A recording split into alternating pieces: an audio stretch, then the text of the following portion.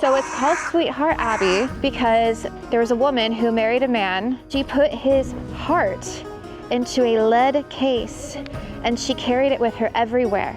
And they say that the heart is buried somewhere on the ground.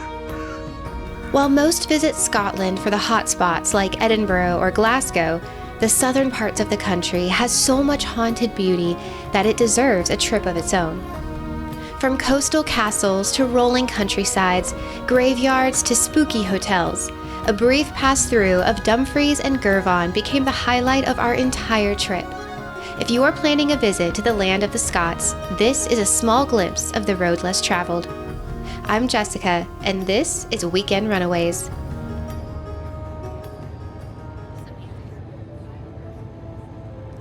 Surrounded by endless fields and skies full of mizzle, we arrived into Dumfries at the Crichton Holiday Inn, a hotel that once served as an insane asylum in the 1800s.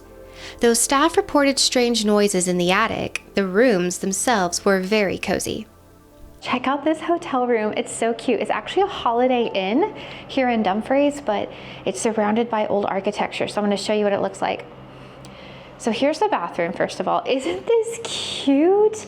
Look at the tub, sink. This is so cute. As you can see, we've got the ambient lighting going. Very important. Isn't that amazing? The cathedral out front is the Crichton Memorial Church, a towering cathedral that is used for everything from weddings to films to ghost tours. Built in 1897, the building carries a sense of history that you'll rarely find in a church back in the States. A peaceful yet haunted feeling that spread throughout the entire 85-acre property. I think it's like notes people have left. No, it's when they last tune the organ. As night settled in, our group searched the nearby woods for a rock garden, an area that, like Dumfries itself, was so quiet and calm, it was almost unsettling. We're in the rock gardens.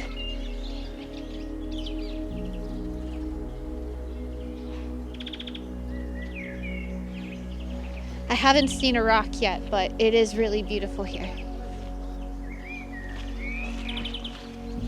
Oh, there we go. We found the rocks. Oh my gosh, there is a man climbing the rock.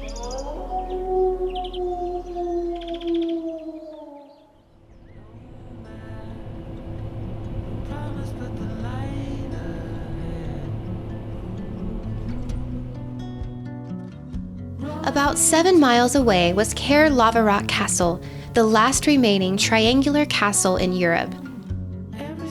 Rising quietly from the landscape, it was once placed here to watch over the waters, guarding the flow of trade between Scotland and England, and it was open to the public for around £10 per visitor. Can you imagine trying to overtake a castle like this back in medieval times with the moat surrounding it and the drawbridge going up? Man, what times those must have been, right? Built in the days of William Wallace, yes, that William Wallace, it's impossible not to wonder what this castle has witnessed, to imagine the lives that once lived within its crumbling stone and moss. It's very humbling and very surreal to actually see history this way. I've just been staring at it for so long. It's amazing. The name of the castle, Caerlaverock, means Fort of the Skylark, a bird that our guide explained was special in its singing. He shared how, unlike most birds that sing from a perch or in a short flutter, the skylark sings straight from takeoff and keeps singing as it ascends. And so the whole time it's on the journey up to the destination, it's singing its song. And that's what makes it special. And I just thought that was so beautiful because how many of us, we wait until we get to the destination to sing our song, to be happy, to be content with our life. We're like, if I could just get there, if I could just get there, then I'll be happy. I don't want to look back on these seasons and go, man, I wish I had lived those chapters with more joy. I wish I had enjoyed it. Take a lesson from the Laverock, be joyful on the journey.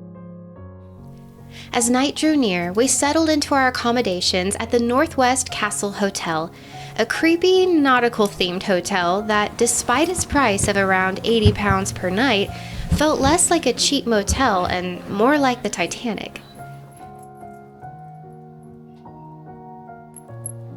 Built in the 1800s as the home of Sir John Ross, an Arctic explorer known for charting the Northwest Passage, the hotel carries echoes of his seafaring life.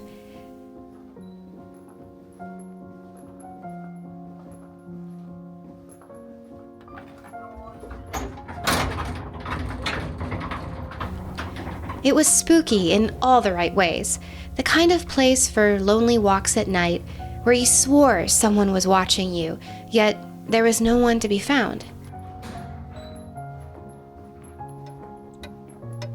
The perfect night before a day out at sea.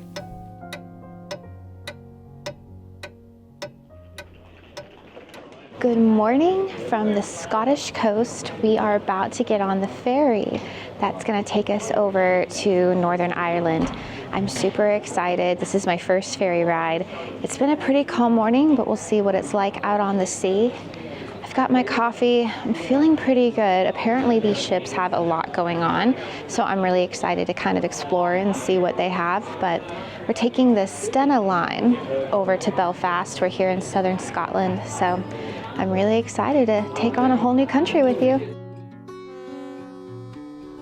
There are jellyfish all in these waters, which is insane because I think of jellyfish as being like not in cold water, but there are, do you see this wind right now? Like, but there are like these monstrously huge jellyfish just all in the water. I don't think you're going to be able to see it on camera, but they're just like right close to the surface and they're huge.